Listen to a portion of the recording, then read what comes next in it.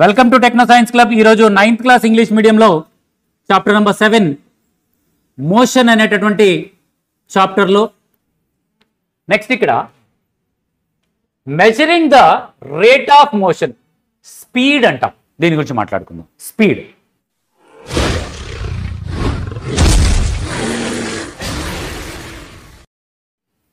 Text బుక్లో కూడా మనకి ఇప్పుడే measuring of rate of motion, దీంట్లో స్పీడ్. ఇక్కడ చూడండి, ఒక క్రికెటర్ బౌలర్ బాల్ వేస్తున్నాడు. ఫస్ట్ బాల్ 140 km/h వేశాడు. సెకండ్ బాల్ ఏమో 143 km/h వేశాడు. Third ball 135 km/h, 145 km/h, 132 km, 130 km. ఏంటి 140, 130 km/h అనేది? ఆ బాల్ ఒక అవర్కి అన్ని కిలోమీటర్లు వెళ్ళగలిగేంత స్పీడ్తో వెళ్ళింది. అంతేగాని అన్ని కిలోమీటర్లు వెళ్ళిందని కాదు అర్థం. వాడు అంత స్పీడ్తో వేస్తే దాన్ని స్పీడ్ అంటాం.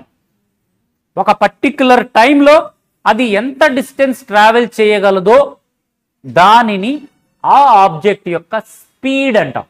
స్పీడ్. ఈ స్పీడ్కి ఒక డైరెక్షన్ అంటూ ఉండదు. ఎట్టయినా పోవచ్చు. డైరెక్షన్ లేని దాన్ని స్పీడ్ అంటాం. ఫర్ ఎగ్జాంపుల్, ఫ్యాన్ ఉంది. ఫ్యాన్కి ఏమైనా డైరెక్షన్ ఉందా? గుండ్రంగా తిరుగుతున్నది, డైరెక్షన్స్ మార్చుకుంటూ వెళ్తుంది. ఫ్యాన్ రెక్కలకు ఉండేదాన్ని మనం స్పీడ్ అంటాం. బస్సు వెళ్ళేదాన్ని స్పీడ్ అన్నాం మనం. వెలాసిటీ అంటాం. దానికి డిఫరెన్స్ చెప్తాను మీకు. బస్సుకు ఒక డైరెక్షన్ ఉంటుంది. ఎడం వైపో కుడివైపో ముందుకో వెనక్కో బస్సుకు ఒక డైరెక్షన్ ఉంటుంది కదా. డైరెక్షన్ ఉండి కొంత డిస్టెన్స్ ట్రావెల్ చేస్తుంటే, సమ్ పర్టికులర్ టైంలో కొంత డిస్టెన్స్ ట్రావెల్ చేస్తుంటే దాన్ని వెలాసిటీ అనాలి. ఆ ఆబ్జెక్ట్కి ఉన్నదాన్ని ఏమనాలి? వెలాసిటీ అనాలి. అదే డైరెక్షన్ లేకుండా ఎలా పడితే అలా మూవ్ అవుతూ ఉన్నట్లయితే దానికి ఉండేదాన్ని స్పీడ్ అంటాం. ఇక్కడ చూడండి, బాల్కి ఒక పర్టికులర్ డైరెక్షన్ ఉండదు. ఇలా వెళ్ళి పడి ఇలా వెళ్ళిద్దు. ఒక పర్టికులర్ డైరెక్షన్ ఉందా? లేదు. బాల్ ఇలా వెళ్తుంది. నువ్వు ఇలా వేసినా కూడా అది ముందుకెళ్ళి ఇలా పడిద్ది, ఎలిప్టికల్ ఆర్బిట్లో పడిద్ది. దానికి పర్టికులర్ డైరెక్షన్ ఉండదు కదా. ఫస్ట్ డైరెక్షన్ ఉంటుంది, మళ్ళీ డైరెక్షన్ మార్చిద్ది. అవునా? అలా డైరెక్షన్ మారుతూ ఉంటే దాన్ని స్పీడ్ అనాలి. బాల్కు ఉండేది స్పీడ్. అదే ఒక కారు స్ట్రైట్గా వెళ్తుంది హైవే మీద, ఆ కారుకు ఉండేది వెలాసిటీ. రైట్? చూడండి, ఇక్కడ అప్పుడప్పుడు మీకు రోడ్డు పక్కన ఇలా ఉంటాయి. ఏంటో స్పీడ్ లిమిట్ అని ఉంటుంది. 50 km/h, 40 km/h. కొన్ని వెహికల్స్ 40 km/h వెళ్ళాలి, కొన్ని కిలోమీటర్స్ 30 km/h వెళ్ళాలని. ఇక్కడ కూడా ఉంది మనకి. బ్రిడ్జ్ ఉంది చూసారా?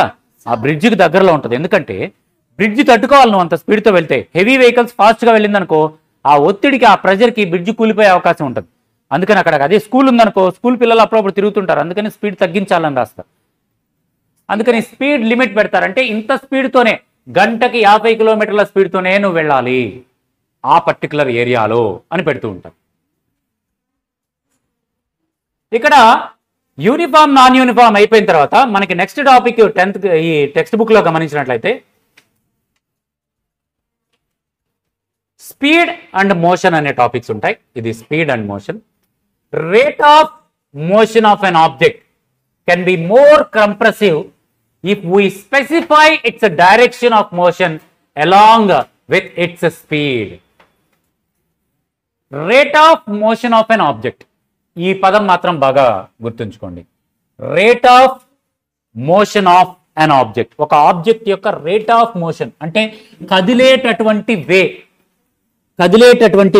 రేట్ ఆఫ్ మోషన్ అని చెప్తాం. నేను ఇక్కడ అండర్లైన్ చేస్తాను చూడండి. Rate of motion of object is called speed and velocity. Speed కి వెలాసిటీకి సేమ్ ఇదే. స్పీడ్ ఆర్ వెలాసిటీ అంటే ఏంటంటే rate of change of motion of an object. ఒక ఆబ్జెక్ట్ యొక్క మోషన్ ఎలా, ఎంత టైంకి ఎంత కదులుతుంది, రేట్ ఆఫ్ మోషన్ అంటాం దాన్ని. ఎంత టైంకి ఎంత కదులుతుంది అన్నదాన్ని రేట్ ఆఫ్ మోషన్. ఈ రేట్ ఆఫ్ మోషన్ అనేది డైరెక్షన్ ఉంటేనేమో వెలాసిటీ అంటాము, డైరెక్షన్ లేకపోతేనేమో స్పీడ్ అంటాం. చూడండి, ఇక్కడ we specify specially its direction of a motion along its speed, the quantity that specify the both aspects called velocity. ఒక పర్టికులర్ టైంలో ఒక బాడీ కొంత డిస్టెన్స్ ట్రావెల్ చేసింది అని చెప్పాం, అంతే. ఎటువైపు వెళ్తుంది చెప్పలా. ఆ బాడీకి ఉండేదాన్ని స్పీడ్ అంటాం. కారు ఇంత స్పీడ్తో వెళ్తోంది, కారు గంటకి 50 కిలోమీటర్లు వెళ్ళింది అని చెప్తాం. అయితే ఆ కారుకున్నది ఏంటి? 50 kilometres per hour speed.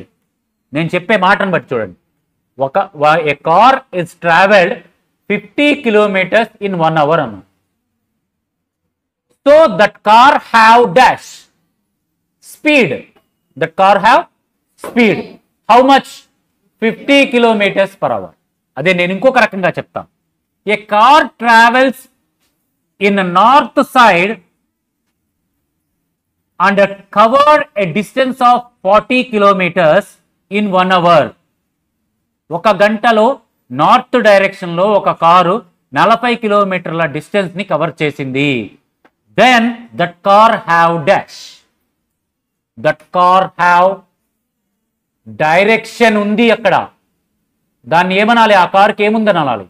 Velocity ఉందనాలి. Then that car have velocity. ఇందాక నేను చెప్పింది ఏంటి?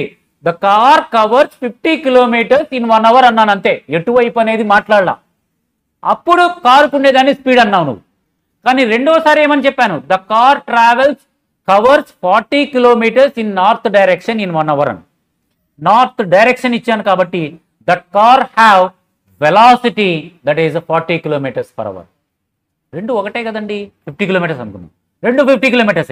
కానీ ఇందాక డైరెక్షన్ ఉంది, ఇప్పుడు డైరెక్షన్ లేకపోతే స్పీడ్ అంటాము, డైరెక్షన్ ఉంటే వెలాసిటీ అంటాము. రెండు ఒకటే, వాల్యూ అయితే ఒకటే. ఓకేనా?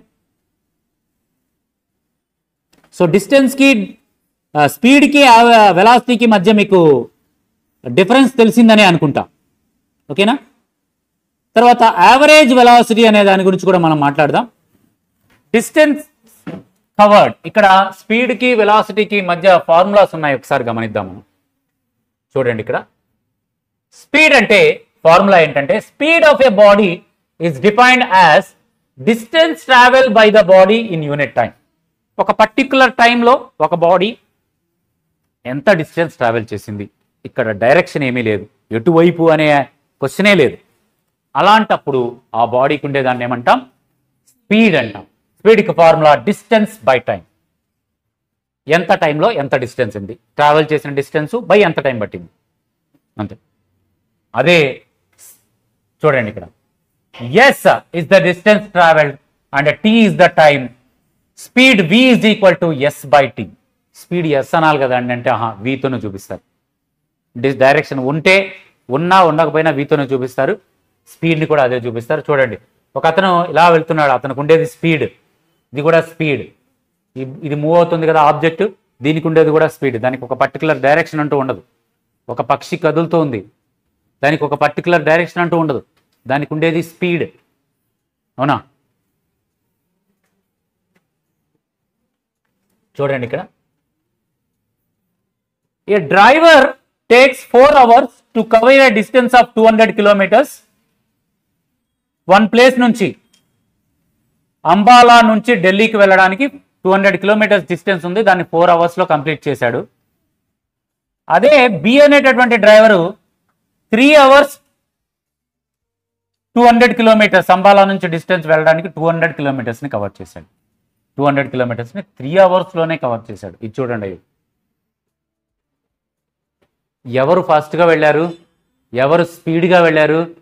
ఫస్ట్ వ్యక్తి స్పీడ్గా వెళ్ళారు. అవునా?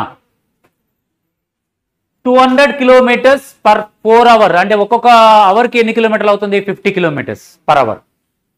ఇతను వచ్చేటప్పటికే 200 kilometers per 3 hours, అంటే ఒక్కొక్క అవర్కి దాదాపు 70 kilometers స్పీడ్తో వెళ్ళాడు. అంటే స్పీడ్ పెరిగిందా లేదా? డిఫరెంట్ స్పీడ్స్లో వెళ్ళారు ఇద్దరు. ఏ అనే వ్యక్తి ఒక స్పీడ్తో వెళ్ళాడు, బి అనే వ్యక్తి ఒక స్పీడ్తో వెళ్ళాడు. అందుకని బి వ్యక్తి ముందుగా ఎక్కువ స్పీడ్తో వెళ్ళాడు కాబట్టి అతను రీచ్ అవ్వగలిగాడు. తర్వాత uniform speed, non uniform speed, దీని గురించి. అదేవిధంగా వెలాసిటీ, డైరెక్షన్ ఉంటే దాన్ని వెలాసిటీ అంటాం. చూడండి, ఒక కారు లెఫ్ట్ సైడ్ వెళ్తుంది, speed 25 meters per second, side direction ఉంది కాబట్టి వెలాసిటీ కూడా 25 meters per second. ఈ కారు కూడా స్పీడ్ కూడా 25 kilometers, వెలాసిటీ కూడా 25 kilometers. డైరెక్షన్ ఉంది కాబట్టి వెలాసిటీ ఈజ్ కూడా time, same formula, distance by time. కాకపోతే ఎస్ బై టీ సేమ్, ఇక్కడ వెలాసిటీ వి అంటే వెలాసిటీ అంటాం, ఎస్ అంటే డిస్ప్లేస్మెంట్ అంటాం. కాకపోతే ఒక్కటే తేడా మీకు, distance covered in a direction by time taken అని రాస్తారు. ఒక డైరెక్షన్ ఉంటుంది దానికి. ఇది కూడా ఆ డైరెక్షన్ ఉన్నటువంటి డిస్టెన్స్ ని డిస్ప్లేస్మెంట్ అనే పేరుతో పిలుస్తాం. డైరెక్షన్ ఉన్నటువంటి డిస్టెన్స్, అందుకే చెప్పాం మీకు నుంచి ఆ కాలువ అవుతున్నటువంటి వ్యక్తి ఇంటికి వెళ్ళాలంటే ఇలా కవర్ చేసి వెళ్ళాలి. ఇది డిస్టెన్స్. డిస్ప్లేస్మెంట్ అంటే షార్టెస్ట్, ఎటువైపు లెఫ్ట్ సైడ్ స్ట్రైట్ గా వెళ్ళాం. దానికి ఒక డైరెక్షన్ ఉంది, షార్ట్ డిస్టెన్స్, పైగా డైరెక్షన్ కూడా ఉంది. ఆ డిస్టెన్స్ ఏమని చెప్పొచ్చు మనం? డిస్ప్లేస్మెంట్ అని చెప్పు. ఇక్కడ కూడా అంతే కదా, కారు ఇన్ని కిలోమీటర్లు వెళ్ళింది, ఒక పర్టికులర్ డైరెక్షన్ లో వెళ్ళింది, అందుకనే అది ట్రావెల్ చేసింది, దానికి డైరెక్షన్ ఉంది కాబట్టి అది ట్రావెల్ చేసినటువంటి డిస్టెన్స్ నేను డిస్ప్లేస్మెంట్ అంటాను. కాబట్టి speed is equal to distance by time, velocity is equal to displacement by time. రెండింటికి యూనిట్స్ ఒకటే, మీటర్స్ పర్ సెకండ్స్ లేదా kilometres per hour. Metres per second లేదా కిలో, రెండింటికి యూనిట్స్ అయితే ఒకటే. ఫార్ములా కూడా ఒకటే, ఎస్ బై టీ. కాకపోతే ఇక్కడేమో డిస్టెన్స్, ఇక్కడేమో డిస్ప్లేస్మెంట్, అంతే. ఓకేనా? మిగతా విషయాలన్నీ కూడా నెక్స్ట్ క్లాస్లో ఇన్ డీటెయిల్గా నేర్చుకుందాం. Thank you for watching. Please like, share and subscribe.